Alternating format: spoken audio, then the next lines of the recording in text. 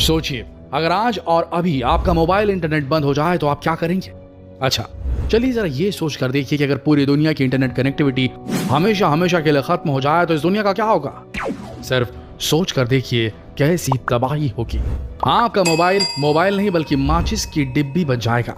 जितने भी बैंक हैं उनके सामने लंबी लंबी कतारें लग जाएंगी, क्योंकि अब बैंक्स को इंटरनेट कनेक्टिविटी ना मिलने की वजह से सारे काम मैनुअली करने पड़ेंगे। ऑनलाइन शॉपिंग वेबसाइट्स के बारे में सोच कर देखिए, बड़ी बड़ी ऑनलाइन शॉपिंग वेबसाइट्स जिनके मालिक आज करोड़ों अरबों में खेल रहे हैं, सोच कर देखिए उनका क्या होगा जब इंटरनेट बंद हो जाएगा। अच्छा चलिए जरा उन भोले भाले लोगों के बारे में सोच कर देखिए जो हर रोज सुबह उठते ही अपनी एक सेल्फी सोशल मीडिया में पोस्ट करते हैं। इन बेचारों की जिंदगी तो पूरी तरीके से बर्बाद हो जाएगी, उनके जीने का मकसद जो खत्म हो जाएगा। समझे आप? इंटरनेट आज हमारे लिए कितना ज्यादा जरूरी है ये समझ में आ गया होगा आपको।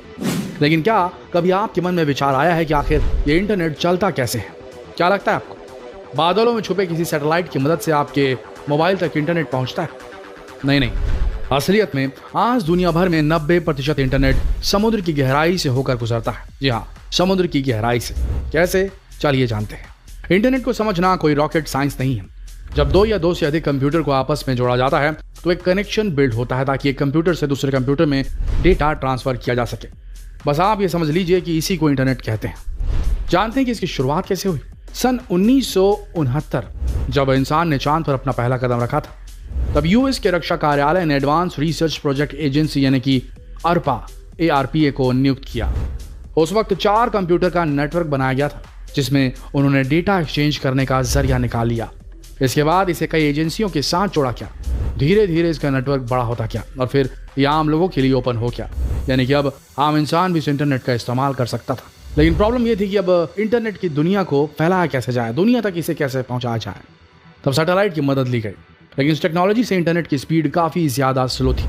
आपको याद होगा कि आज से कुछ साल पहले इंटरनेट की स्पीड में चलता था। एक वेब पेज को खोलने के लिए पूरे 5 मिनट का वक्त लग जाता था, लेकिन आज तो बस बटन दबाया और सब कुछ फटाफट हो जाता है।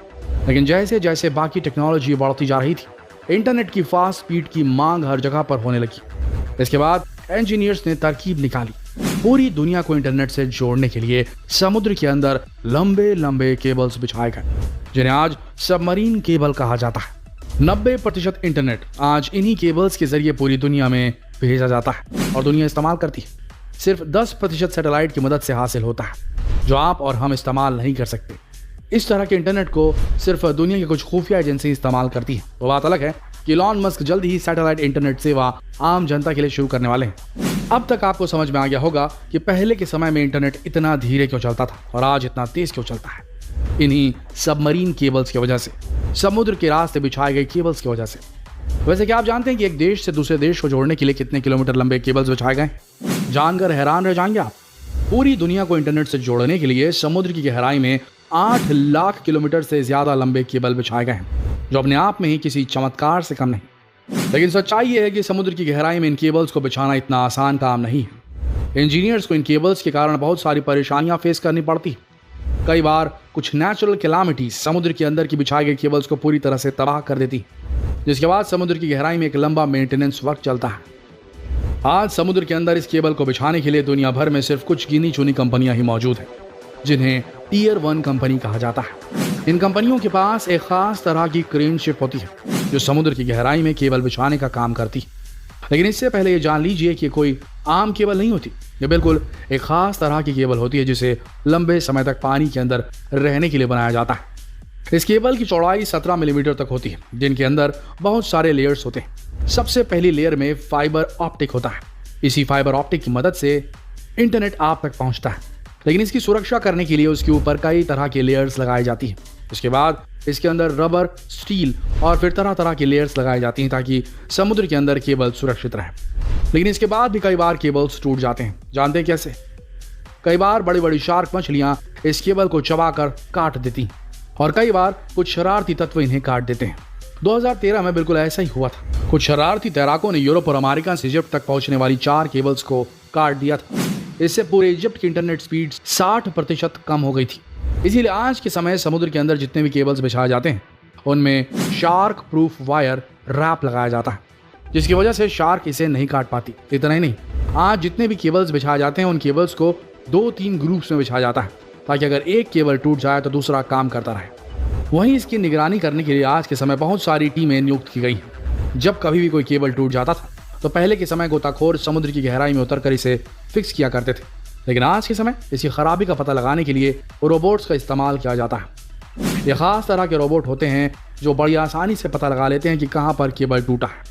पता लगाने के बाद रोबोट्स इसे फिक्स भी कर सकते हैं। इसके अलावा कई बार सुनामी और जहाज़ों के लंगर की वजह से भी केबल टूट जाते हैं। इसलिए आज के समय जितने भी केबल समुद्र की गहराई में बिछाए जाते हैं उनमें हाई प्रेशर वाटर जेट तकनीक का इस्तेमाल किया जाता है, जिसकी मदद से केबल्स को समुद्र की सतह के अंदर गाड़ दिया जाता है ताकि किसी भी तरह के समुद्री जीव, सुनामी, जहाज के लंगर से इसे कोई नुकसान ना हो। आज के समय केबल बिछाने वाली जितनी भी कंपनियां हैं वो एक दिन में 200 किलोमीटर तक केबल बिछाने का काम करती है, जिसकी वजह से आज समुद्र में एक बहुत बड़ा केबलों का जाल बन चुका है। धीरे धीरे इसे और बढ़ाया जा रहा है, यानी कि भविष्य में आपकी इंटरनेट स्पीड कई गुना बढ़ जाएगी। वैसे दोस्तों, क्या आप जानते हैं कि समुद्र में सबसे पहली बार इस इंटरनेट केबल को कब बिछाया गया था? चलिए इंटरनेट से जुड़े इस अमेजिंग फैक्ट को भी जान लीजिए। सन 1954 में पहली बार समुद्र के नीचे केबल बिछाए गए थे। तब न्यू फाउंडलैंड और आयरलैंड के बीच एक टेलीग्राफ केबल बिठाया गया था। इसके बाद जैसे जैसे वक्त बढ़ता गया हर देश में इंटरनेट की मांग होने लगी, केबल बिछाए जाते गए। लेकिन जैसे जैसे केबल बिछाए जा रहे थे इनकी रेंज धीरे धीरे कम होती जा रही थी, यानी कि जहां पर 1 Gbps की स्पीड मिलनी चाहिए थी वहां पर अब सीधा 512 Mbps की स्पीड मिल रही थी। इंजीनियरों को समझते देर नहीं लगी कि इंटरनेट की स्पीड को बरकरार रखने के लिए उन्हें थोड़ी थोड़ी दूर पर केबल्स के बीच में एम्पलीफायर लगाना पड़ेगा। अभी स्क्रीन पर आप जिस इमेज को देख रहे हैं ये असल में सबमरीन केबल के एम्पलीफायर है, जिन्हें इंटरनेट की स्पीड को बढ़ाने के लिए और उसे बरकरार रखने के लिए केबल्स के बीच में लगाया जाता है। वैसे आपको बता दें कि दुनिया का सबसे बड़ा केबल जंक्शन सिंगापुर से निकलता है, जहां पर 16 केबल गुजरती हैं जो पूरी दुनिया को एक दूसरे से जोड़ती। वहीं मुंबई, जो आज के समय भारत की आर्थिक राजधानी है, यह भारत का सबसे बड़ा केबल जंक्शन है। लेकिन एक सवाल आपके दिमाग में जरूर गूंज रहा होगा कि अगर केबल बिछाने के लिए कंपनियां मौजूद हैं तो आखिर एयरटेल, जियो और ऐसी और दूसरी कंपनियां जो सर्विस प्रोवाइड करती हैं इंटरनेट की, उन्हें इंटरनेट कैसे मिलता है? ये कैसे इंटरनेट को हम तक पहुंचाते हैं? असल में जितनी भी केबल बिछाने वाली कंपनियां हैं, एयरटेल, जियो जैसी कंपनियां उनसे इंटरनेट खरीदती हैं और आप तक पहुंचाती है। इतना ही नहीं, जियो, एयरटेल जैसी कंपनियों का खुद का भी केबल नेटवर्क है। आज के समय भारत का सबसे बड़ा केबल नेटवर्क टाटा ग्रुप का है। इसके बाद नंबर आता है रिलायंस का, जिन्होंने हाल ही में समुद्र की गहराई में 25,000 किलोमीटर लंबा केबल नेटवर्क बिछाया है। इसी की मदद से आज आपको जियो में बेहतरीन इंटरनेट स्पीड मिलती है। वहीं फ्यूचर की बात करें तो रिलायंस जियो अब आने वाले कुछ समय में इस केबल के जरिए भारत को सिंगापुर, थाईलैंड और मलेशिया से जोड़ने वाला है। वहीं इसका दूसरा केबल भारत को अफ्रीका, मध्य अफ्रीका और इटली से जोड़ने का काम करेगा। क्या आप जानते हैं इसके बाद क्या होगा?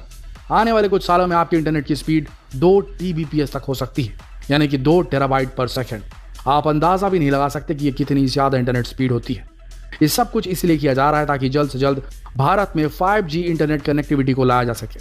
जिस तरीके से जियो के आने के बाद भारत में एक इंटरनेट रिवॉल्यूशन शुरू हुआ था, बिल्कुल इसी तरह 5G के आने के बाद आप बहुत जल्द एक नया भारत देखने वाले हैं।